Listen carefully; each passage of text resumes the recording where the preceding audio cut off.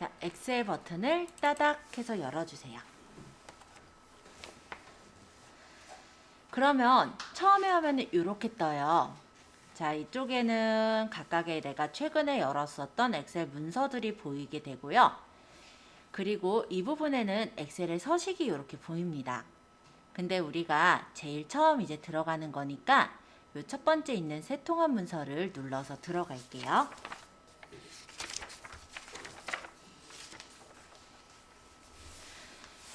실제 엑셀에 굉장히 많은 버전들이 있어요. 그리고 엑셀 프로그램들이 다 비슷비슷은 하지만 일단 현재 우리나라에서 제일 좀 많이 쓰고 있는 버전이 2016 버전이에요. 그리고 시험도 다 2016으로 돼 있어요. 뭐 커말이든 ITQ든 어떤 시험을 보시려면 2016 버전으로 준비를 하셔야 돼요. 그리고 시험 중에 이제 아마 사무자동화 산업기사인가 뭐 이거는 지금 2011지 그거는 잘 모르겠네요. 자, 어쨌든 거의 모든 시험이 2016으로 되어 있고요. 실제로 우리나라에서 제일 많이 쓰는 버전이 이 엑셀 2016하고 그리고 엑셀에 오피스 365라는 버전이 또 있거든요. 그 버전은 클라우드 버전인데 그거를 많이 쓴다고 보시면 됩니다. 근데 클라우드 버전보다는 한번 설치해 놓고 계속해서 연구에 쓰는 버전이 아무래도 우리가 쓰기가 더 편하죠. 그래서 2016을 설치해 놓고 쓰시는 걸 권장드릴게요. 지금 저희 책을 볼 부분은요. 챕터 1의 엑셀 2016 시작하기라는 부분인데요. 엑셀 2016은 마이크로소프트 오피스 프로그램 중에 하나로 우리가 이제 계산을 한다든지 분석을 한다든지 통계를 뽑거나 도표를 뽑는 등의 작업을 효율적으로 할 수 있게 해주는 스프레드시트의 대표적인 프로그램을 엑셀이라고 해요. 그래서 엑셀을 여는 방법이 아까 우리가 열어왔던 게 이제 7페이지 새 통합 문서를 눌러서 클릭합니다. 이렇게 적혀 있죠. 자, 8페이지로 넘어가서 좀 볼까요? 지금 열려있는 이 화면은 새 통합 문서라고 합니다. 여기 위에 보면은 제목표의 통합 문서 1이라고 적혀 있죠. 엑셀은 일반적으로 이렇게 워크북 단위로 열려서 작업을 하게 돼요. 그리고 지금 현재 이렇게 보이고 있는 작업 공간은요. 실제 시트 1이 지금 보이고 있어요. 그죠? 이 데이터를 작업하는 공간을 워크시트라고 해요. 그래서 엑셀에는 지금은 하나의 워크시트만 있지만 하나의 워크북에 여러 개의 워크시트를 만들어 놓고 작업을 할 수가 있어요. 그래서 조금 정의를 해본다면 엑셀의 워크북을 파일 또는 장부라고 생각하시면 돼요. 그리고 그 장부 안에 항목이 되는 게 시트라고 생각하시면 돼요. 그래서 하나의 워크북 안에 여러 개의 시트를 넣을 수가 있는 구조로 되어 있더라. 예를 들어서 금전출납부다 라고 한다면 1월, 2월, 3월, 4월 이렇게 시트를 구분해서 집어넣어 놓을 수가 있는 거고요. 거래처라고 했을 때도 각각의 거래처별로 뭐 1월, 2월, 3월 이렇게 구분하기도 할 테고 아니면 예를 들어서 내가 도서대장이다 라고 하면 도서대장에 어떤 1월, 2월 단위로 이렇게 구분해서 놓을 수도 있겠죠. 아니면 뭐 상반기, 하반기 뭐 또는 뭐 내가 원하는 뭐 봄, 여름, 가을, 겨울 4계절로 구분할 수도 있고 그래서 워크북 안에는 워크시트가 있고 지금은 시트가 하나밖에 없지만 시트를 추가할 때는 여기 있는 플러스를 눌러서 추가할 수가 있습니다. 그리고 이 시트 안에는 이렇게 한 칸 한 칸 이루어져 있는 셀이라는 단위로 이루어져 있어요. 이 한 칸 한 칸이 셀이라고 불러요. 그리고 내가 문서를 작업할 때 이 칸이 너무 작아서 작업이 힘들다. 예를 들어 화면이 조금 작다라고 생각이 된다면 화면 하단에 보시면 오른쪽 하단에 마이너스랑 플러스가 보이실 거예요. 이 마이너스는 축소를 뜻하고 플러스는 확대를 뜻해요. 엑셀은 10에서부터 400%까지 확대 축소가 가능합니다. 그래서 확대하거나 축소를 내가 원하는 만큼으로 확대 축소해서 화면에 보기 좋은 만큼을 확인해서 보실 수가 있어요. 여기 있는 이 막대를 움직일 수도 있고 여기 100%라고 적혀있는 이 부분을 눌러보면은 확대 축소 비율을 여기서 내가 골라서 배율을 설정할 수도 있어요. 조금 더 간단하게는 컨트롤을 누르시면서 마우스에 보면 휠 있죠? 바퀴. 이 바퀴를 위쪽으로 굴리면 확대, 아래쪽으로 굴리면 축소가 되니까 이렇게 해서 확대 축소하는 게 저는 제일 간단하더라고요. 그래서 한번 확대 축소 가볍게 해보시고 한번 화면을 열어서 확인해 보시면 좋을 것 같습니다. 자, 페이지 넘겨서 저희 챕터 스텝 2에 있는 엑셀 2016의 화면 구성을 좀 볼게요. 자, 일단 요 위쪽에 보시면은 이렇게 디스켓 모양, 화살표 하나, 화살표 두 개, 이렇게 세 개가 기본적으로가 있을 거고요. 나머지들은 여기 먼저 앉으셨던 분이 세팅을 해 놓은 거라고 생각하시면 돼요. 요거를 빠른 실행 도구 모음이라고 하는데 우리가 자주 사용하는 명령을 여기다 모아 놓을 수가 있어요. 만약에 내가 명령을 추가해서 넣고자 한다면 요 옆에 있는 화살표 보이죠? 요 부분을 눌러보시면 이렇게 명령을 집어넣을 수 있게 되고, 내가 만약 인쇄를 좀 많이 할 것 같다, 아니면 열기를 많이 할 것 같다 하면은 이렇게 내가 추가하고 싶은 걸 눌러주시면 여기 추가가 되는 거예요. 만약에 제거하고 싶을 때는 여기 다시 눌러서 제거를 하시거나 추가한 걸 다시 눌러 빼거나, 아니면 여기서 오른쪽 마우스 버튼 빠른 실행 도구 모음에서 제거, 이렇게 제거하실 수도 있습니다. 그래서 요거는 어떤 역할을 하냐면 엑셀에 굉장히 많은 명령들이 있잖아요. 이 명령들 중에 각각 보면은 내가 좀 자주자주 쓰게 되는 명령이 있어요. 저 같은 경우는 병합을 좀 자주 쓴다 라고 한다면 이런 병합 같은 걸 단축키로 얘기하자면 얘가 일단 Alt를 한번 눌러보시면 여기 쫙 떠요. 뭐 H, 뭐 FN 뭐 이런 게 뜰 거예요. 여기 H가 홈이죠. H에 병합은 여기 맞춤 M이에요. M을 눌러서 병합하고 카운트 맞춤 C잖아요. 이걸 외울 수가 있겠어요? HMC. 이거 외워서 하기가 힘들거든요. 그래서 요거를 내가 만약에 많이 병합을 하게 된다면 여기서 오른쪽 마우스 버튼 빠른 실행 도구 모음에 추가를 하시면 여기 추가가 됩니다. 그러면 내가 다른 이렇게 리본 메뉴가 다른 게 선택돼 있더라도 그냥 범위 잡아서 병합을 바로 빠르게 할 수가 있어서 내가 자주자주 쓰는 목록들을 꺼내서 놓는 역할을 하는 게 바로 이 빠른 실행 도구 모음이라고 생각하시면 되세요. 조금 더 말씀드리자면 엑셀에 단축키들이 있긴 하지만 한글처럼 단축키가 많이 활용되지는 또 않아요. 그랬을 때 만약에 내가 이 병합해서 쓰는 거를 단축키처럼 쓰고 싶다라고 한다면 여기 빠른 실행 도구 모음에 넣어놓은 상태로 범위를 잡아서 Alt 한번 눌러볼게요. 얘가 1, 2, 3, 4거든요. 그럼 Alt 4번이 지금 제 컴퓨터에서는 병합하고 가운데 맞춤인 거예요. 그래서 범위 잡아서 Alt 4 이렇게 해가지고 일종의 나만의 단축키를 만들 수도 있습니다. 조금 너무 나갔나요? 어쨌든 간단하게 말씀드리자면 요 빠른 실행 도구 모음이라는 거는요. 내가 원하는 엑셀 환경에서 내가 자주자주 쓰는 것들을 모아놓는 나만의 어떤 단축키, 도구 모음이라고 생각하셔도 돼요. 누가 인쇄들 뭔지 궁금하니까 한번 기다려볼게요. 저거는 자, 네, 아무것도 안 나.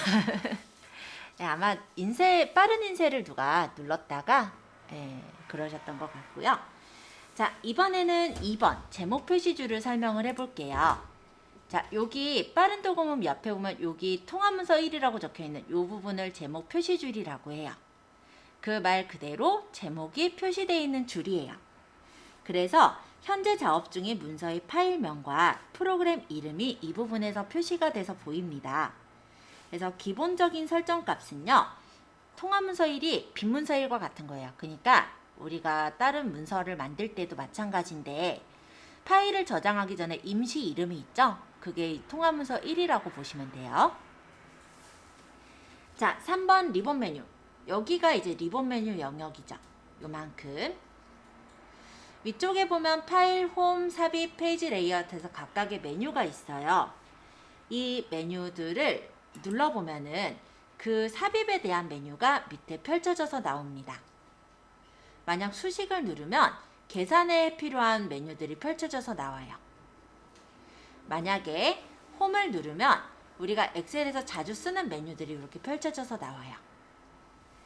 자, 이런 식으로 내가 작업에 필요한 명령을 아이콘 형식의 연관된 그룹으로 묶어서 탭으로 모아서 표시해 주는 걸 리본 메뉴라고 해요. 그러니까 요 메뉴가 리본 메뉴예요. 요런 것들, 요런 것들, 요런 것들, 이런 것들이. 자, 4번 이름 상자. 이름 상자는 여기 있어요. 자, 이름 상자를 설명하기 전에 일단 셀에 대한 부분들을 조금 안내를 드리고 나서 이름 상자까지 연결해서 설명할게요. 아까 엑셀에서는 워크북과 워크시트가 있다고 했죠? 그럼 하나의 워크시트 안에는요, 이렇게 A열, B열, C열, D열, E열 해서 각각의 열이 있고요. 이 열이 만약 컨트롤 오른쪽 방향키를 눌러보면 XFD까지 해서 16,384개의 열이 있어요. 뭐 개수는 외울 필요 없어요.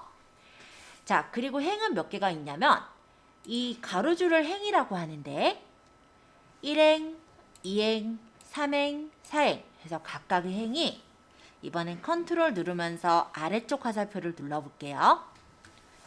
148,576개의 행이 있어요. 그러니까 우리가 이전에 이제 한글 같은 경우는 한 페이지, 두 페이지 이렇게 봤잖아요. 근데 엑셀에서는 이 시트 하나에도 굉장히 많은 데이터들을 담을 수가 있단 말이에요. 그리고 다시 원래대로 돌아갈 때는 컨트롤하고 홈키를 눌러주시면 언제나 A1 셀로 돌아가게 됩니다. 자, 이렇게 일단 돌아왔어요. 이 시트 안에 각각의 칸들이 보일 텐데요. 이 한 개 한 개의 칸을 셀이라고 불러요. 이 한 칸 한 칸.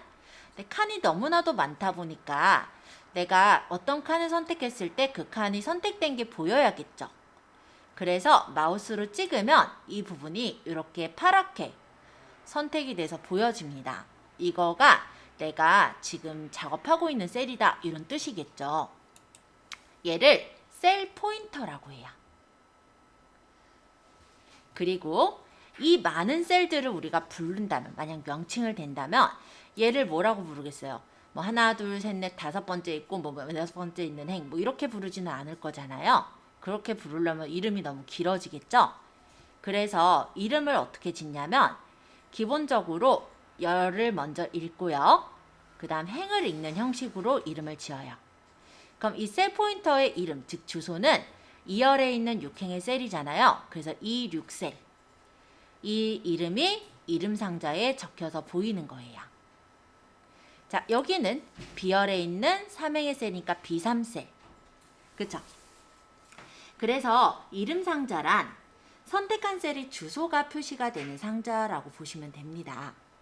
근데 하나 더 얘기를 해보자면 내가 만약에 범위를 잡아서 이 범위를 이름을 따로 주고 싶어요. 그럴 때 예를 들어서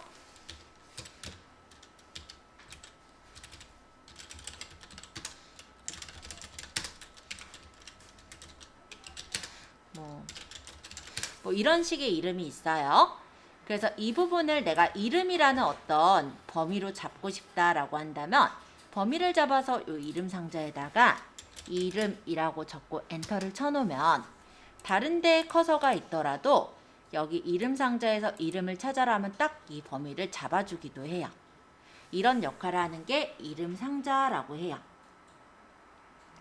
자, 4번 이해됐죠? 5번 수식 입력줄. 자, 우리가 요거 설명을 하면서 제가 여기다 김돌쇠라고 적었는데요. 이 B3셀을 찍어보면은 이 B3셀에 적혀있는 내용이 수식 입력줄에도 그대로 적혀지는 걸 볼 수가 있습니다. 그래서 이 수식 입력줄이라는 거는 내가 선택한 셀에 입력을 한 데이터, 이런 것들이 보이는 부분을 수식 입력줄이라고 해요. 자, 요 옆에다가는 김돌쇠의 점수를 한번 적어볼게요. 뭐 몇 점을 맞았을까? 예를 들어서 뭐 60점을 맞았다라고 친다면 이 60이라는 건 숫자다 보니까 엑셀에서는 기본적으로 숫자는 오른쪽으로 정렬이 돼요. 그래서 여기 60이 적혀진 걸 볼 수 있는데 이 부분을 눌러보면은 마찬가지로 이쪽에 수식 입력줄에 60이라는 값이 그대로 보이는 걸 확인할 수가 있죠. 만약에 홍길동이 뭐 100점을 맞았고 박찬민이 80점을 맞았고 김은주가 70점을 맞았다고 가정을 해볼게요. 그리고 제가 여기다 합계를 구할 거예요. 합계는 이제 얘네들의 합을 구할 거니까 제가 수식이라는 걸 한번 활용해서 값을 구해 볼게요. 엑셀에서는 계산을 할 땐 등호를 먼저 적어요. 나중에 어차피 설명드리겠지만 등호를 이렇게 눌러놓고 김돌세의 점수를 찍고 그럼 이 김돌세의 점수가 이렇게 찍히죠. 플러스 홍길동의 점수를 찍고 그 다음 플러스 박찬민의 점수를 찍고 플러스 김은주의 점수를 찍은 다음에 다 더했으니까 엔터를 치면은 이 합계가 나올 거예요. 그러면 엑셀에서는 수식으로 계산을 했을 땐 그 수식이 셀에 보이는 게 아니라 값이 이렇게 구해져서 보이는데요. 이 값을 찍어보면 이 값이 실제 셀에서는 값으로 보이지만 수식 입력줄에서는 수식이 그대로 보여요. 그래서 이 수식 입력줄은 선택한 셀, 내가 여기를 찍었으면 이 셀에 입력한 데이터 또는 수식을 보여주는 역할을 하고요. 이 데이터를 만약에 수정을 한다면 여기서 뭐 지운다든지 내가 원하는 대로 이렇게 수정할 수 있도록 되어 있기도 합니다. 자, 수식 입력줄 이해되셨죠? 자, 6번 열머리글. 아까 살짝 설명했던 부분인데 이어 말씀드리면 요 위에 A, B, C 적혀있는 얘네들을 열머리글이라고 해요. 자, 이 A 쪽에 마우스를 가져가 보면 마우스가 일반적인 모양은 이렇게 흰색 플러스 표시로 나오는데 A에다가 마우스를 가져갔을 때는 이렇게 까만색 화살표 표시가 나오는 걸 확인하실 수가 있을 거예요. 자, 이때 클릭하면은 이렇게 열머리글이 선택이 돼서 A열 전체가 선택되고 B열 전체가 선택되고 이렇게 선택되는 거예요. 자, 어찌됐건 간에 여기 A, B, C 적혀있는 이 부분은 워크시트의 열 주소를 표시하는 영역으로 아까 보여드렸듯이 A서부터 X, F, D까지 해서 16,384개의 열 문자로 구성이 되어 있습니다. 그러니까 열이 총 16,384개가 있는 거죠. 그리고 요 옆에 보면 1, 2, 3, 4 적혀있는 이 부분은 행머리글이라고 불러요. 그래서 마찬가지로 이 행머리글의 마우스를 가져가 보면요. 이렇게 까만색 화살표가 나오고 만약 여기를 찍으면 해당 행 전체를 선택할 수 있게 되어 있어요. 이 행머리글은 워크시트의 행 주소를 표시하는 영역이 돼요. 그래서 아까 보여드렸듯이 104만 8,576개의 숫자로 그러니까 104만 8,576개의 행으로 구성이 되어 있어요. 자, 그 다음 8번 워크시트인데 여기 안에가 이제 워크시트예요. 그죠?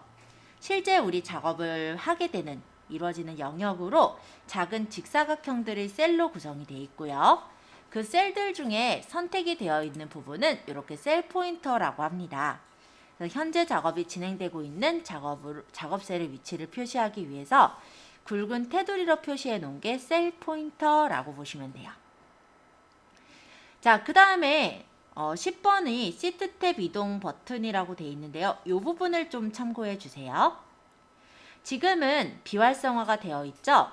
근데 만약 시트가 한 개가 아니라 아까 시트 여러 개 만들 수 있다 했잖아요. 2개, 3개, 4개, 5, 6, 7, 8, 9, 10, 11, 12 이렇게 시트가 굉장히 많았다고 쳐요. 한 20개 만들어 놓을게요. 일단. 자, 예를 들어서 그러니까 이건 예를 들어 만들다 보면 이렇게 돼요. 무슨 학교 이렇게 만들 수도 있을 거고 내가 거래처가 늘어날 때마다 시트를 하나씩 만들 거 아니에요. 근데 거래처가 한 곳이면은 회사 차렸을 때 거래처가 한 곳이면 망하지 그쵸? 거래처가 여러 개 이제 늘어나게 되면은 시트가 많아지게 될 테고 그렇게 되면 요 앞에 있는 시트를 선택하려면 안 보이죠? 그럼 얘를 누르는 거예요. 요걸 누르면 이렇게 앞에 있는 시트를 볼 수가 있고요. 얘는 뒤에 있는 시트를 볼 수가 있고요.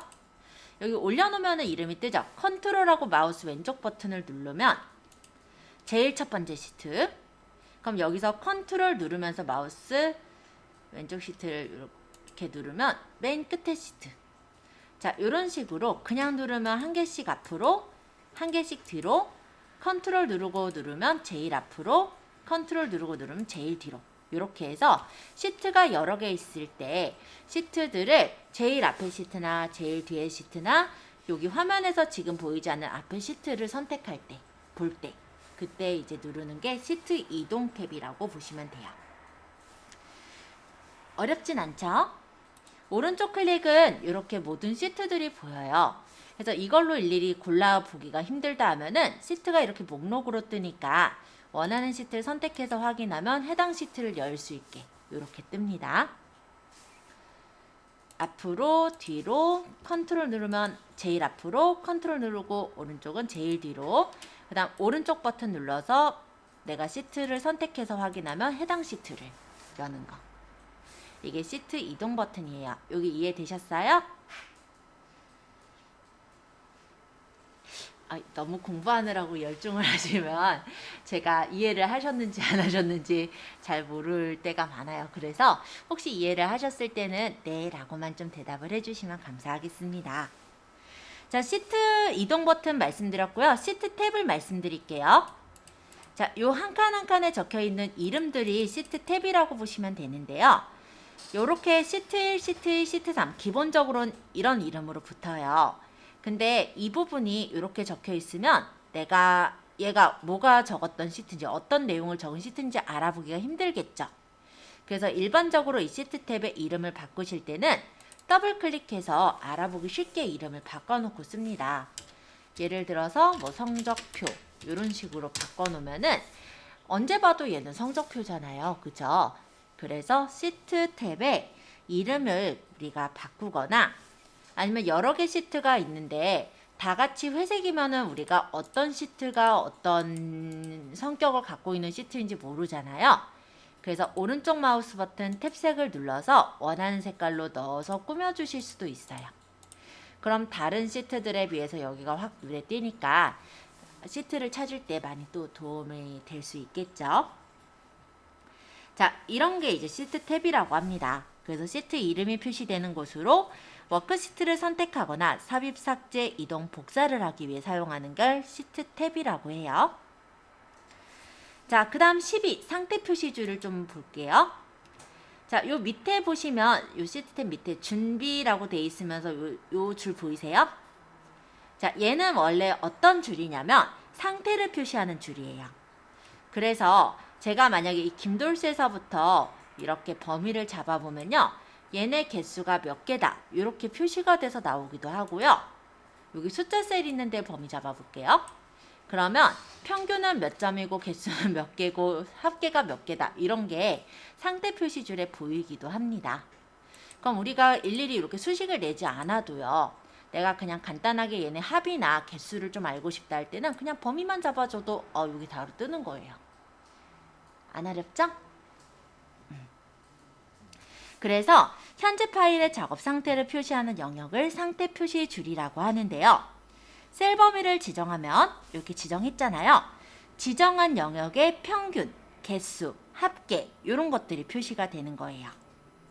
상태 표시 줄 이해되셨죠? 자, 이제 13 보기 바로가기를 볼게요. 요거는 엑셀 실습하실 때 많이 눌러보진 않으실 건데 일단 여기 세 가지 버튼이 있습니다. 자, 일반적으로 많이 쓰는 건 여기 있는 기본 버튼이죠. 근데 이게 우리가 엑셀을 쓰다 보면요. 우리가 나중에 출력을 해야 되잖아요. 물론 그대로 엑셀 파일을 저장해서 쓰는 경우도 있지만 출력을 할 때 한 페이지에 다 찍히는지 안 찍히는지 확인하고 싶을 때가 있거든요. 그러면 두 번째 보이는 페이지 레이아웃. 요거는 뭐냐면 한 페이지 단위로 이렇게 잘라서 보는 거예요. 그래서 어디까지 한 페이지에 들어왔는지 이런 걸 보고 여기까지 들어와야 되면 뭐 줄이거나 뭐 이런 걸 맞춰가지고 용지 조절해서 페이지를 한 페이지 안에 들어가게 맞추는 역할을 하겠죠. 그렇다면 이번엔 데이터가 너무 많은 거예요. 그래서 어디까지만 한 페이지에 찍고 싶다. 이런 것들을 내가 정하고 싶을 때가 있잖아요. 그럴 땐 그 옆에 있는 페이지 나누기 미리 보기. 그럼 여기서부터 여기까지만 뭐 한 페이지에 찍을 거야. 요거를 여기 보면 막대 여기 선 보이잖아요. 파란색 선. 이 파란색 선을 조절해서 이렇게 내가 1페이지에 어디까지를 찍을 건지 영역을 잡아서 출력을 할 수 있는 게 바로 페이지 나누기 미리 보기라고 해요. 네, 많이 쓰진 않으니까 네, 뭐랄까 늘상 쓴다기보다는 어느 경우에만 쓰니까 요거는 그렇게 일단 봐두시면 될 것 같아요. 일반적으로는 요걸 두고 해요. 첫 번째 거. 자, 14번 확대 축소 슬라이더는 아까 설명드린 거니까 요건 좀 생략할게요. 자, 조금 더 배우기에 엑셀에서 사용하는 마우스 포인터의 모양이 있습니다. 자, 일반적인 모양은 흰색 플러스 표시. 얘는 일반적으로 셀을 클릭하거나 드래그해서 영역을 잡을 때 쓰는 버튼이에요. 그러면 이번엔 범위를 잡고 요 끝에 가볼게요. 자, 그럴 때는 이렇게 플러스 표시가 까만 플러스 표시가 떠요. 그러니까 예를 들어 이렇게 범위를 잡고 그냥 여기다 따로 해야겠다. 예를 들어 1, 2 뭐 이렇게 범위를 잡았다고 쳐요. 그리고 요 끝에다가 마우스를 갖다 놓으면 이렇게 까만색으로 좀 얄쌍한 플러스 표시가 나오죠. 이거는 나중에 배우겠지만 연속적이거나 일정한 규칙이 있는 데이터를 끌어서 자동 채우기를 할 때 이용하는 버튼이에요. 포인터 모양이 조금 다르죠? 그쵸? 나중에 따로 설명드릴 거예요. 자, 세 번째. 요거는 네 방향으로 화살표 표시가 돼 있죠. 요렇게. 언제냐면 요 테두리 쪽으로 가면 생겨요. 선택 영역을 잡고 테두리로 가면은 이렇게 네 방향 화살표가 보일 텐데요. 네 방향 화살표는 언제나 이동이에요. 얘를 누르면서 끌고 가면 이동이 돼요. 자, 그 다음 아까 전에 봤던 요 까만색 화살표인데요. 얘는 행머리글이나 열머리글에 갔을 때 떠요. 그래서 행 전체를 선택하거나 해당 열 전체를 선택하거나 할 때 이렇게 행머리글이나 열머리글에서 클릭해서 선택을 합니다. 만약 여러 행을 선택하겠다. 그러면 여러 행을 끌고 이렇게 선택하시면 되는 거죠. 자, 그 다음 마지막 이번에 두 방향 화살표긴 한데 중간에 선이 하나 있네요. 자, 이거는 어디서 볼 수 있냐면 행머리글과 행머리글 사이로 가보세요. 그러면 두 방향 화살표에 선이 찍 그어져 있을 거예요. 얘는 뭐냐면 우리가 엑셀은 칸이 되어져 있는데요. 칸이 어떤 거는 내가 글씨 쓰기에 좁은 칸도 있을 거고 아니면 글씨 쓰기에 칸이 너무 넓은 칸도 있을 거예요. 그럴 때 예를 들어 여기 성명 적은데 김돌쇠에서 여백이 좀 많이 남잖아요. 그래서 나는 비열을 좀 줄이고 싶다. 그러면 비열의 오른쪽 끝에 그러니까 비열과 C열 사이 이렇게 마우스를 가져가시는 거예요. 그럼 두 방향 화살표가 나왔죠? 이때 마우스 왼쪽 버튼을 누르시면서 끌어가시면은 이런 식으로 너비를 조절할 수가 있어요. 그래서 이 두 방향 화살표는 열과 행의 경계선에서 열의 너비나 행의 높이를 조절할 때 사용하는 그런 단추입니다. 자, 엑셀에서 사용하는 마우스 포인터 모양들도 한 번씩 살펴보았어요. 어차피 뒤에서 설명은 한 번씩 더 드릴 거라 간단하게 소개할 겸 말씀을 드렸고요. 자, 그러면 이번에는 13페이지를 좀 열어볼까요? 자, 엑셀로 이제 간단한 데이터를 한번 적어볼게요. 지금 여기는 제가 연습하느라고 여러 가지 막 열어놨던지라 새 창을 하나 띄워볼까 합니다. 엑셀에서 새 창을 띄우실 때는요. 파일 들어가 보세요. 파일 해서 새로 만들기. 다시 파일에서 새로 만들기 해서 새 통합 문서 이렇게 눌러주시면 돼요. 아마 엑셀 2010 쓰시던 분은 뭔가 다르다 이런 생각을 좀 하실 거라서 요거밖에 뭐 다른 거 없어요. 괜찮아요. 자, 이렇게 열면 새 창이 뜹니다.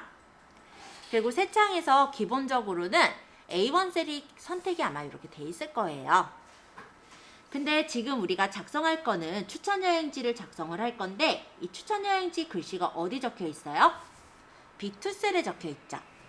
그럼 셀 포인터를 B2 셀을 찍거나 아니면 방향키로 이렇게 이동해서 B2 셀로 셀 포인터를 이동해 가보세요. 셀 포인터는 방향키로도 움직일 수 있고요. 탭을 눌러서 움직일 수도 있고 마우스로 클릭해서 선택하실 수도 있어요. 자, 어찌됐건 B2 셀로 이렇게 선택해 보세요. 그런 후에 내용을 적을게요. 추천 여행지. 자, 적고 나서 엔터를 치면은 B2 셀을 다 적었으니까 밑으로 내려와서 B3 셀이 선택이 될 거예요. 그럼 이제 나머지도 적어주시면 됩니다. 경주, 여수, 통영, 그 다음 방향키로 옆으로 가서 제주도, 강릉, 부여. 자, 이렇게 적어보세요. 자, 저장을 하실 때는 파일에서 저장을 눌러주세요. 또는 요 위에 보면은 디스켓 모양의 요 버튼을 누르셔도 똑같이 저장이 뜰 거예요. 자, 저장해서 찾아보기를 눌러볼게요.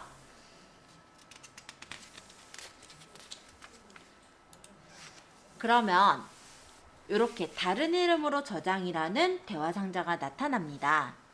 그리고 기본적으로 우리 문서들은요, 일반적으로 이 내 컴퓨터의 문서라는 폴더에 저장을 하게 되어 있어요. 일반적으로 내 PC의 문서. 그래서 여기로 아마 자동으로 떴을 거고요. 파일 이름은 아까 통화문서 1이 있을 때 우리가 새로 창을 열었기 때문에 통화문서 2라는 임시 이름이 되어 있을 거예요. 자, 그러면 여기 경로를 일단 잘 생각해 보시고 한번 다시 잡아보죠.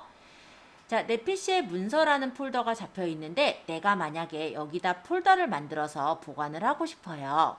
그러면 위쪽에 새 폴더라는 거를 눌러주시면 이 문서라는 폴더에 새 폴더를 만들 수가 있어요. 자, 새 폴더 2라는 임시 이름이 이렇게 들어갔을 텐데요. 내가 알아보기 쉽도록 본인 이름 또는 뭐 엑셀 문서, 뭐 엑셀 연습 이런 식으로 내가 알아보기 쉬운 이름을 한번 적어볼까요? 예를 들어 저는 제 이름하고 엑셀이라고 이렇게 적어봤어요. 그리고 엔터를 치면은 이렇게 문서에 내가 만든 폴더가 하나 생겼을 거예요.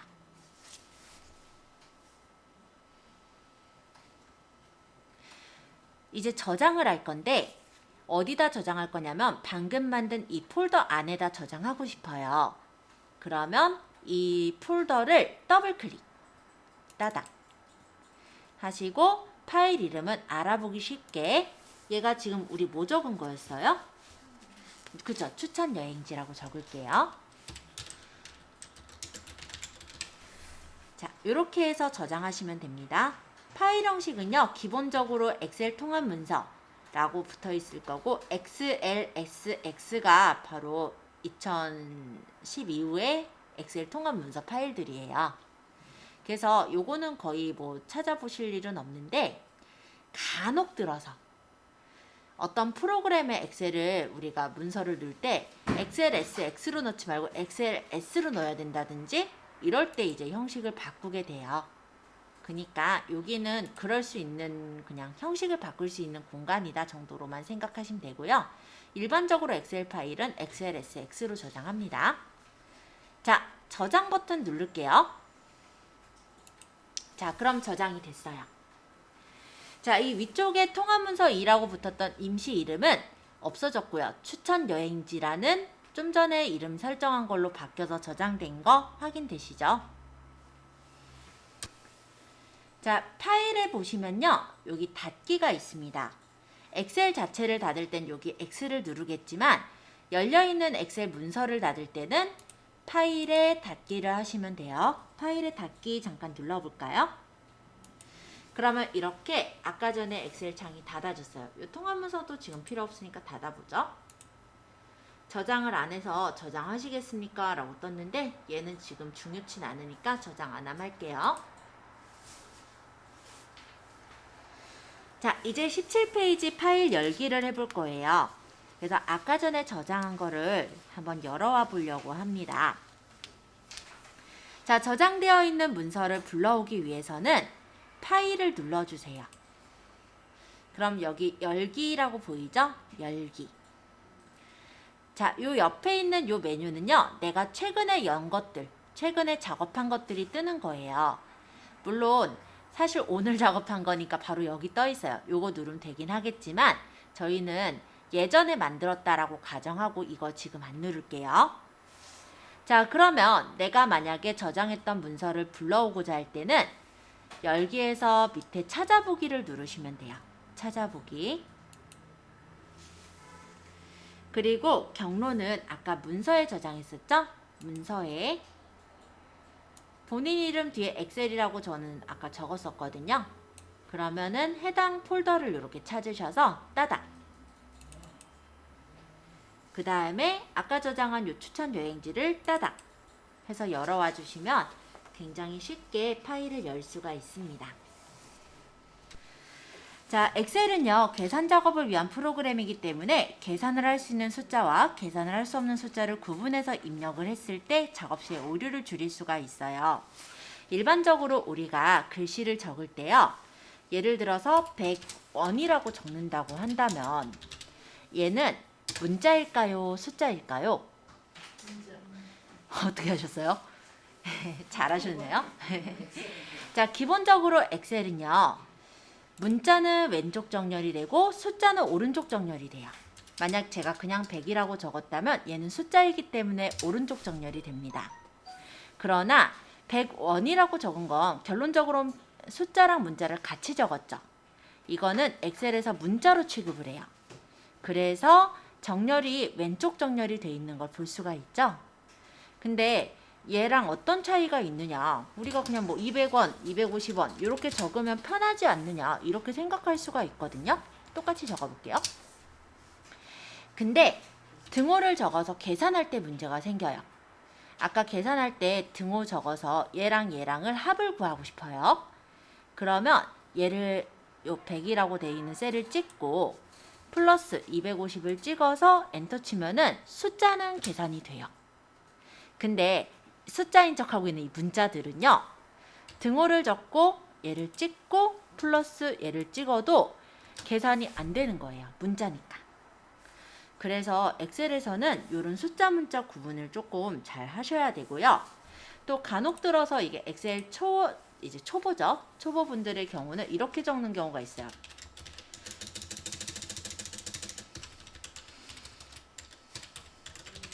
자, 이렇게 적으면 뭘까요? 결론적으로는 실제 적혀 있는 게 여기에 따로 엑셀에 셀을 적은 게 아니라 띄어쓰기를 해서 적은 거잖아요. 실제는 B7셀의 내용이 적혀 있는 거고 요 C7셀의 내용이 적혀 있는 게 아니에요. 그래서 엑셀에 데이터 적을 때는 요 한 칸 한 칸마다 데이터를 적는다고 생각하시면 좋을 것 같습니다. 자, 일단 무슨 말인가 싶을까봐 이 정도로만 일단 설명을 하고요. 나중에 혹시라도 여러분들이 실수했을 때 다시 한번 짚어서 설명드릴게요. 자, 일단 여기서는 한글이나 한자의 문자 데이터, 아라비아 숫자, 날짜의 숫자 데이터를 입력하는 방법을 배워볼 거예요. 자, 장을 넘겨서 20페이지 열어주세요. 그리고 저희는 새 창을 하나 열게요.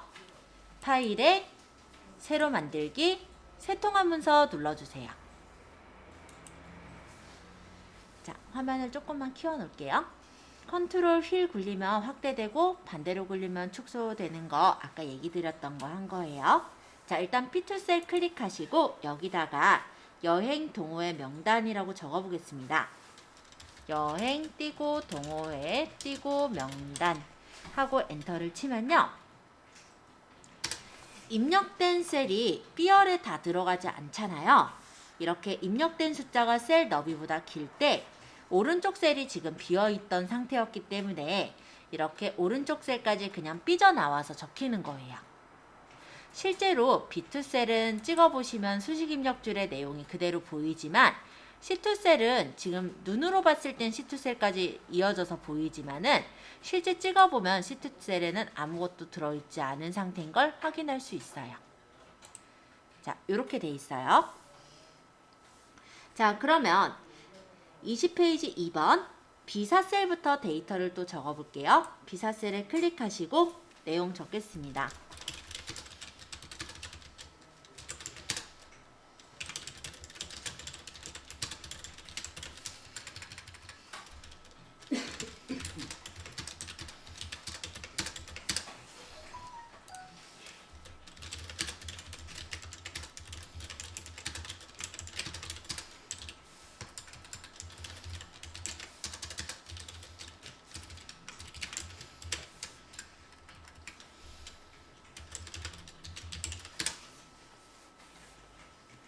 일단 여기까지 적었는지 확인하고 설명할게요. 자, 요 옆에 F4셀에 커서를 찍어주시고 여기 가입 날짜를 적을 건데요. 가입까지 먼저 적으시고 그 다음에 Alt를 누르고 있으면서 엔터를 칠게요. 한 셀에 여러 줄의 데이터를 적고자 할 때는 Alt, 엔터를 치는 겁니다. 그래서 가입 적고 Alt 누르고 있으면서 엔터, 그 다음 날짜라고 적고 이제 다 적었잖아요. 엔터. 그러면 한 셀에 이렇게 두 줄의 데이터를 적을 수가 있어요. 그래서 우리가 문자를 여러 줄에 걸쳐 입력해야 될 때는 이렇게 Alt 엔터를 쳐서 입력할 수 있습니다. 네, 이 경우인데 엑셀을 막 작성하다 보니까 뭔가 하나가 이렇게 창이 더 열린 거예요.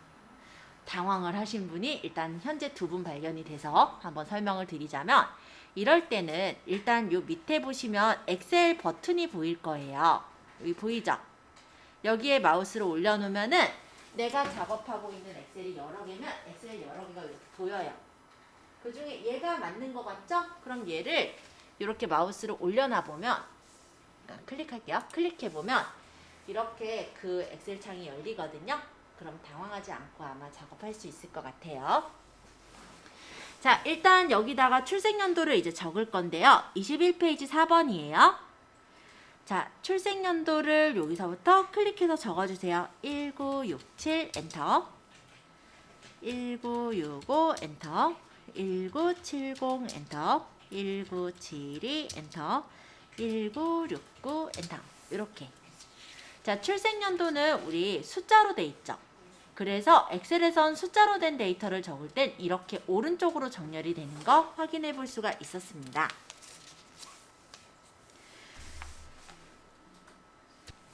날짜는 연월일의 구분기호를 하이픈이나 슬러시로 입력하게 됩니다. 그래서 요 가입 날짜에 커서를 찍어 놓으시고 여기 F5셀이죠. 여기다 5-1 또는 5/1이라고 적어 보시면요.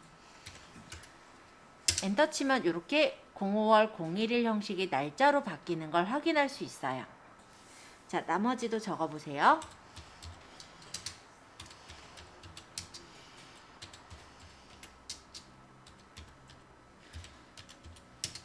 이렇게 적어 주시면 됩니다. 자, 날짜를 적을 때는요. 빼기나 슬러시로 구분을 하는 거예요. 그래서 아까처럼 월 1만 적으면 그냥 올해 연도 5월 1일 이런 식으로 적히는 건데요. 내가 만약 연도를 만약 20년도 또는 21년도, 25년도 이런 식으로 내가 원하는 연도를 적을 때는 앞에다 연도를 적어요. 예를 들어 23년 또는 22년 하고 빼기 예를 들어 5월 빼기 5일 이런 식으로 적고 엔터를 치면은 2023년 5월 5일 이런 식으로 연월일 형식이 적히는 걸 볼 수 있어요. 마찬가지로 22/5/5 이런 식으로 적어도 22년 5월 5일의 형식으로 적힙니다. 연도를 적을 때 여기 앞에 네 글자를 다 적을 필요 없이 아까 말씀드린 것처럼 연도 두 자리 슬러시 월 한 자리 월 또는 두 자리 12월이면 12월 적어야 되니까 슬러시 1 한 자리 이런 식으로 적고 엔터 치시면 이게 이렇게 자동으로 날짜 형식으로 적힐 거예요. 그래서 날짜는 슬러시나 빼기로 구분해서 적는다. 이렇게 생각하시면 될 것 같아요. 그리고 한 가지 더 말씀드릴게요. 만약에 내가 오늘 날짜를 적고 싶어요. 그러면 2022년 1월 19일 이걸 다 적을 게 아니라 간단하게 단축키로도 적어주실 수가 있는데요. 책에는 지금 안 보여서 이거는 어디 좀 적어두시면 좋을 것 같아요. 컨트롤 누르시면서 위에 보시면 요거 세미콜론 있죠? 네, 컨트롤 세미콜론을 누르면 현재 시스템상의 오늘 날짜가 자동으로 찍힙니다. 자, 여기다 적어 놓을게요. 컨트롤 세미콜론 요거예요.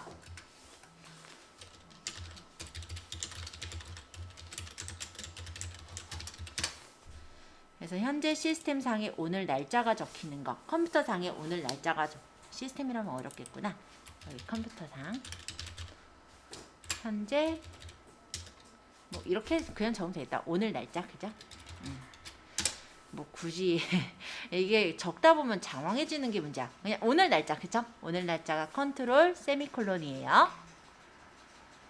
자, 이번엔 시간을 좀 설명드려 볼게요. 시간을 구분할 때는 콜론으로 구분을 해요. 그래서 내가 만약 10시를 적을 거면 10 땡땡 00 이렇게 하고 엔터 치면 이게 10시인 거예요. 이렇게. 만약에 10시 5분을 적으려면 10 땡땡 5 이렇게 적으면 돼요. 만약에 내가 10분초를 다 적겠다. 그럼 10 땡땡 05 땡땡 뭐 06 이런 식으로 적어도 돼요. 얘는 10시 5분 6초 이런 뜻이에요. 그죠? 그래서 시간은 이렇게 콜론으로 구분을 합니다. 그리고 아까 한 것처럼 시스템에 지금 시간을 정확하게 적고 싶을 때는 컨트롤 쉬프트 세미콜론을 눌러주시면 자동으로 이렇게 시간이 찍히도록 되어 있어요. 자, 컨트롤 쉬프트 세미콜론. 요거는 시간을 적는 거예요. 지금 시간.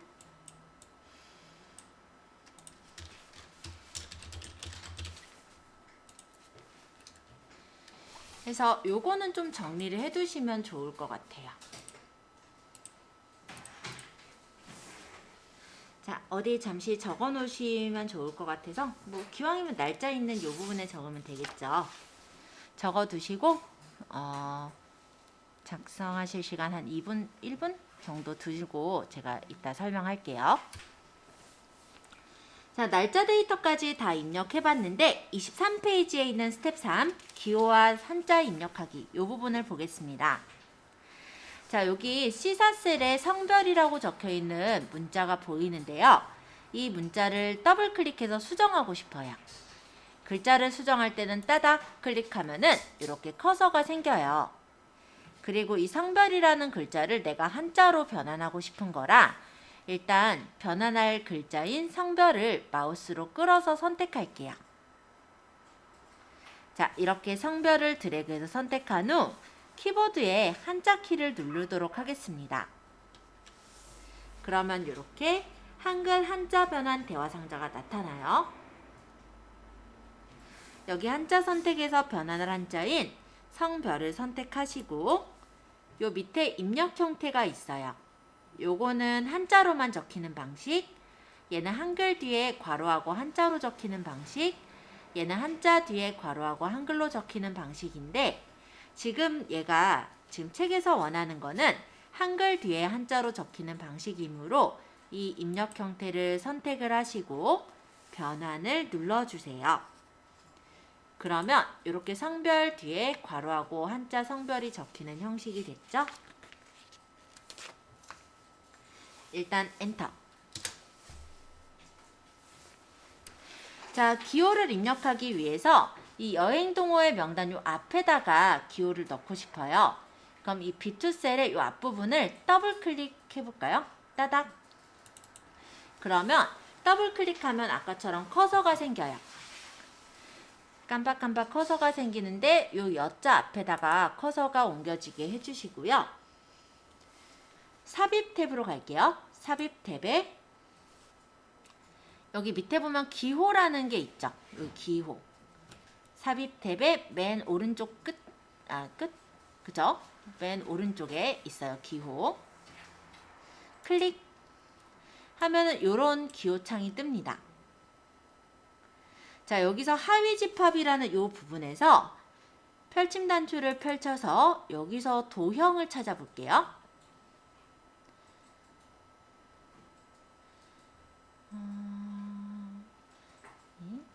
안 보여요? 없어요? 맨 뒤에 있어요? 근데 이게 원래 뜨긴 하는데 제 거엔 안 뜨네요? 참 별꼴이네. 참. 이게 메뉴에 따라 조금 다르게 뜨나요? 없죠?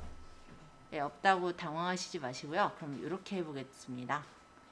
자, 원래 여기 있으신 분은 여길 고르면 해당 그 도형이 나와요. 원래는 뜨는데 지금 여기서는 또 안 뜨네요. 그죠? 기호 2번으로 가주실래요? 안 뜨시는 분들은? 기호 2번에 대략적으로 도형에 있는 기호들이 비슷하게 있어요. 그래서 이걸 그냥 활용할게요. 안 뜨시는 분들은.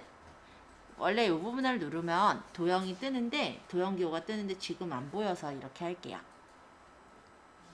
그럼 일단 여기서 도형을 고르고 삽입하면은 이런 식으로 도형이 들어가게 됩니다.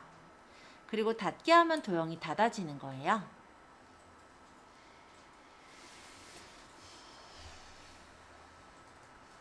자, 다른 방법. 자, 뭔가 기호 들어가서 보니까 되게 복잡해 보이죠? 자, 일반적으로 저런 도형 기호는요, 사실 저는 삽입의 기호 도형을 안 들어가요. 여기를 잘 안 들어가요. 찾아보면 있겠지만 이걸 다 찾아가지고 일일이 넣기가 불편하거든요. 그래서 어떻게 하냐면 미음 한 번만 눌러볼게요. 미음을 툭, 그리고 한자 키를 툭, 그리고 이 펼침 단추를 누르시거나 탭을 툭 눌러주시면은 이렇게 기호가 펼쳐져서 보이고요. 여기서 내가 원하는 기호를 선택하는 게 훨씬 빠르거든요. 그래서 이렇게 넣으시는 게 아마 좀 더 편하실 거예요. 자, 따닥, 미음, 한자. 여기 펼침 단추를 누르시거나 탭을 누르셔도 돼요. 그리고 여기 네모를 누르고 다 됐으니까 엔터. 이렇게 하시면 기호를 굉장히 쉽게 넣을 수가 있습니다. 자, 24페이지 조금 더 배우기에 나와 있는 내용인데요. 한글의 자음을 입력한 후 한자를 누르면 기호 목록이 나타나게 돼요. 그래서 목록 아래에 보기 버튼, 여기 보기 변경 버튼은 아까 탭을 눌러도 된다라고 했죠? 그래서 보기 변경 버튼을 눌러서 나타난 전체 목록에서 원하는 기호를 선택하는 게 훨씬 간단하고 자주 쓰는 방법이에요. 그래서 삽입의 기호 이렇게 들어가는 것보다 이렇게 찾으시는 경우가 더 많아요. 자, 엑셀에서는요, 뭐 인터넷에서도 마찬가지긴 한데 엑셀에서는 한글 자음에 특수 문자들이 들어있어요. 제일 많이 쓰는 게 도형 문자인 미음 한자를 많이 쓰고요. 펼침 단추 눌러보면 이렇게 옆에 니은 한자도 눌러볼게요. 니은 한자는 이런 괄호 문자예요. 그래서 어디 뭐 출처 같은 거 표시할 때 이런 괄호 쓰시잖아요. 그쵸? 이런 괄호 문자 같은 거 쓰실 때 활용할 수가 있고, 이응 한자의 경우는 원문자. 1, 2, 3, 4 어떤 항목 만드실 때 이런 원형으로 표시해서 쓰시고 싶을 때 있죠? 그럴 때 원문자를 쓰시면 되고, 리을 한자의 경우는 단위 문자. 보면 제곱미터라든지 킬로미터 또는 cc 이런 어떤 단위를 쓰실 때 이런 단위 문자를 쓰기도 해요. 삽입이 안 되죠. 잉? 자, 지읒은 숫자가 들어있어요. 여기는 이제 숫자인데 로마자 숫자 같은 걸 넣을 때, 시옷 같은 경우는 탭을 눌러버렸네. 시옷 같은 경우는 이렇게 원문자긴 한데 아까 이응하고는 달리 기역 니은 디귿의 원문자예요. 가나다 기역 니은 디귿. 이렇게 한글 자음마다 특수문자가 다 다른 종류들로 들어있어요. 그래서 한 번씩 들어가 보시고 그 중에서 제일 많이 쓰는 건 당연히 미음 한자인데요. 내가 좀 자주 쓸 것 같은 특수문자는 좀 기억해 놓고 활용하시면 좋을 것 같아요.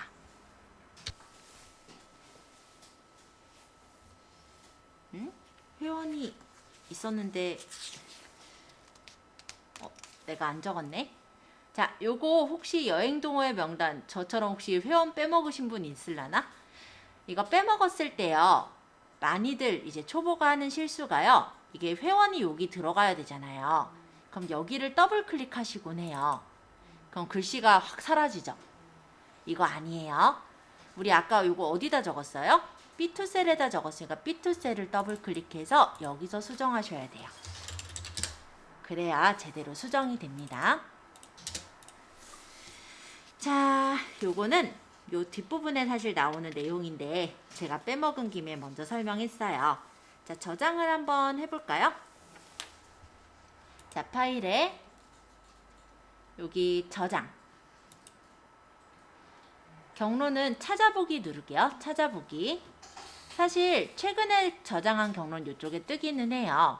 근데 우리가 최근에 무조건 저장한 경로에만 저장하지는 않기 때문에 직접 찾아보겠습니다. 찾아보기 눌러서 아까 저장한 경로는 문서에 저는 제 이름 뒤에 엑셀을 붙였거든요. 여기 이수정 엑셀이라는 폴더를 따닥 더블 클릭하시는 거예요. 따닥. 그리고 통합문서 3 대신에 알아보기 쉬운 이름 여행동호회 회원 명단이라고 이름 줄게요.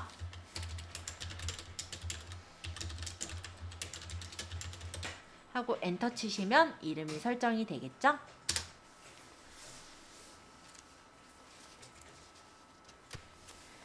워크시트에 우리가 데이터를 입력을 한 후에 셀의 내용을 수정하거나 삭제해야 되는 경우가 있어요.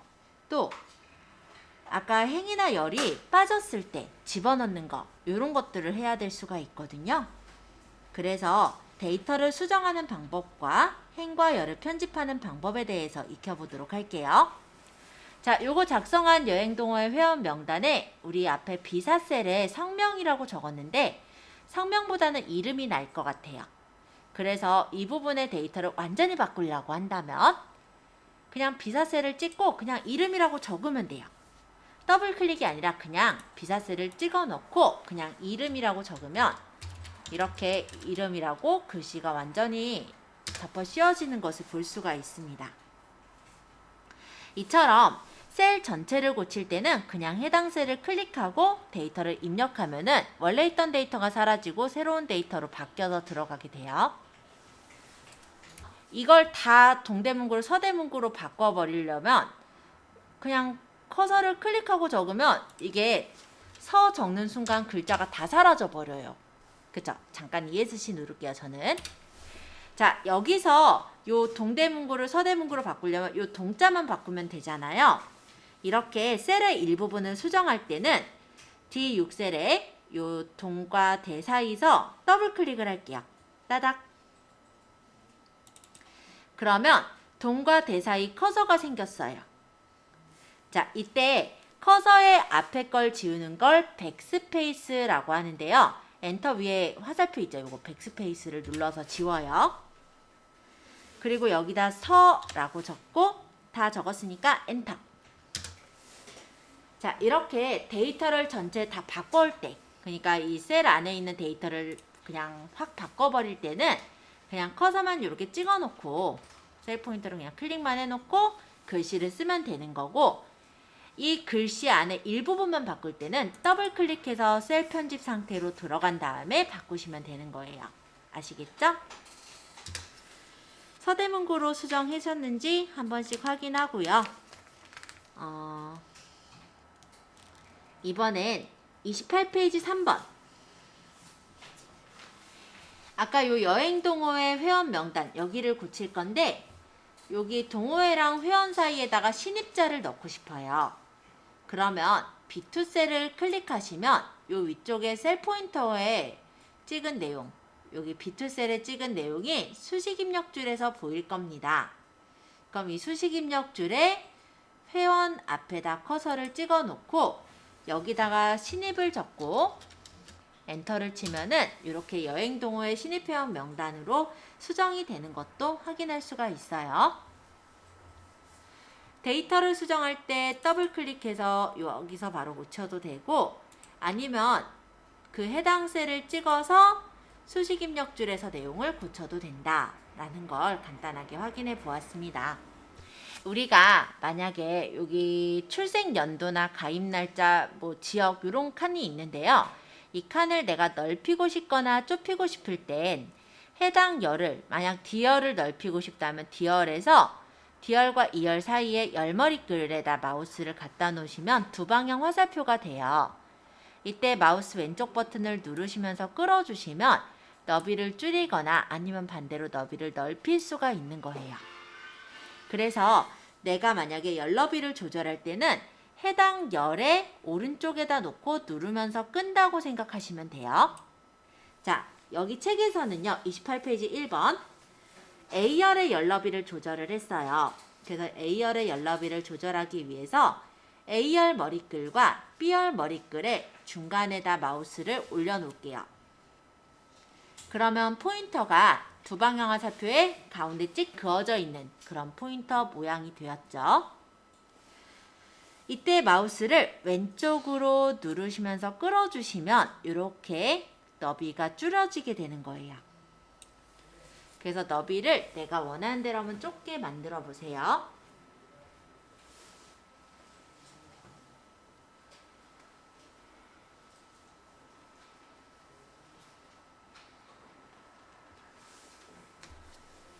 자, 이번에는 여러 행의 높이를 조절해 볼게요. 29페이지 2번인데요. 5행의 머리글, 여기 5번 위에 있죠. 요 1, 2, 3, 4, 5 이렇게 적혀 있는 행머리글에서 5행의 위에서 마우스 왼쪽 버튼을 누르시면서 쭉 끌어서 9행까지 선택해 볼까요? 지금 여기 이름 적은 이 목록이 높이가 조금 더 높았으면 좋겠는 거예요. 그러니까 이 간격을 좀 더 벌리고 싶어요. 그래서 내가 벌리고 싶은 간격 범위를 여기 5번부터 9번까지를 선택을 한 거예요. 여기까지 선택을 했을 때 지금은 여기 9행을 기준으로 잡을게요. 요 9행과 10행 사이 요 두 방향 화살표 떴나요? 자, 이렇게 두 방향 화살표가 떠 있을 때 마우스를 누르면서 끌어볼게요. 자, 누르시면서 끌 때 보시면요. 9행 윗부분과 밑에 부분에 조금 더 진하게 선이 보일 거예요. 얘가 기준이에요. 그래서 이 높이를 이 정도로 맞추겠다. 이렇게 맞춰놓고 마우스를 떼면은 다 각각 그 정도 사이즈로 높이가 조절되는 것을 볼 수가 있습니다. 자, 5행부터 9행까지 잡고 내가 만약 5행과 6행에서 나 5행 기준에서 놓고 싶다 하면은 5행과 6행 사이에서 해도 돼요. 꼭 9행 끝에서 할 필요는 없어요. 난 요 정도 기준에서 놓고 싶어요. 여기 선 보이죠? 이때 떼면은 지금 5행을 제가 기준으로 놨기 때문에 다른 범위가 잡혀있는 셀들도, 범위가 잡혀있는 행들도 5행과 맞게 조절이 돼서 이렇게 나오게 돼요. 행 높이 조절하시는 거 한번 해보세요. 자, 여기까지 했는데요. 이번에는 29페이지 3번이에요. 요 가입 날짜 적었던 요 F열을 내가 열 너비를 원하는 대로 맞추고 싶은 거예요. 아까 F열의 열 너비를 조절할 때 두 방향 화살표 나올 때 눌러서 끌면 된다라고 했었어요. 근데 이렇게 말고 예를 들어서 내가 원하는 딱 그 규격이 있을 수도 있겠죠. 그래서 그 사이즈에 맞게 조절을 해야 할 때는 F열에서 오른쪽 마우스 버튼 눌러서 열 너비로 가볼게요. 열 너비. 그리고 이 열 너비를 눌렀을 때 지금의 열 너비가 보이는데요. 여기다 12를 입력하고 확인 눌러보겠습니다. 그러면 12만큼 너비가 넓어져 있겠죠? 이렇게. 지금 여기 출생연도가 있는데요. 지역하고 출생연도 사이에, 즉 출생연도가 들어있는 요 2열 위치에다가 연락처를 넣고 싶어요. 그러니까 내가 이 지역 뒤에다 연락처를 넣고 싶은 거예요. 그러니까 이 2열에다 연락처를 넣고 싶은 거예요. 그럴 때 2열에 열머리글을 찍고 오른쪽 마우스 버튼 삽입을 눌러주시면 2열에 새로운 열이 추가가 되면서 원래 2열에 있던 건 옆으로 넘어가요. 이렇게. 그리고 여기 데이터 적을게요.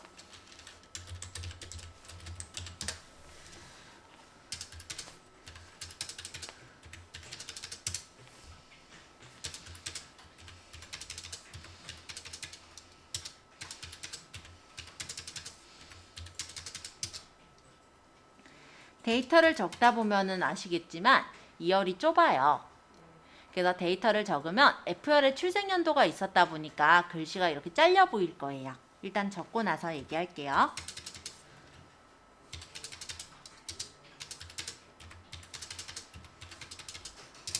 자, 그럼 연락처가 좁으니까 넓혀줘야 되겠죠? 자, 어떻게 넓혀요?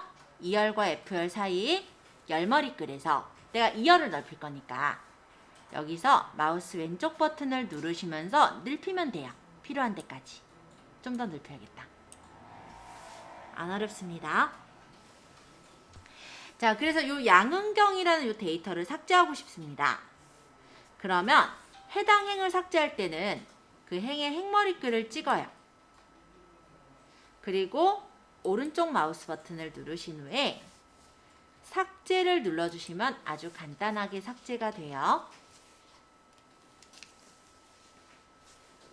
자, 만약에 아까 연락처를 추가하는 걸 했어요. 물론 오른쪽 마우스 버튼 삽입을 하시거나 하면 되는데 한 줄만 넣는 게 아니라 여러 줄을 넣어야 될 때도 있죠.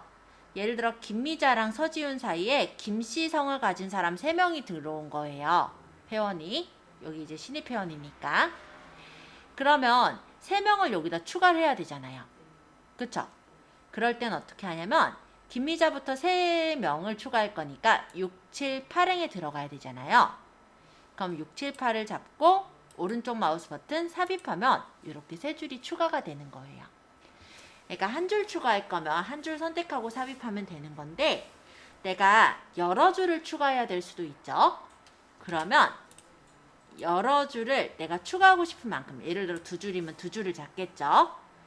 선택해 놓고 오른쪽 마우스 버튼 삽입하시면은 굉장히 쉽게 삽입이 됩니다. 반대로 2줄을 삭제해야 될 수도 있어요. 그러면 마찬가지로 2줄을 선택해서 오른쪽 마우스 버튼 삭제하시면 굉장히 쉽게 삭제가 돼요. 자, 그러면 삽입하고 삭제하는 거에 대한 단축키 말씀드리자면 범위를 잡고 컨트롤 플러스는 삽입, 범위를 잡고 컨트롤 마이너스는 삭제예요.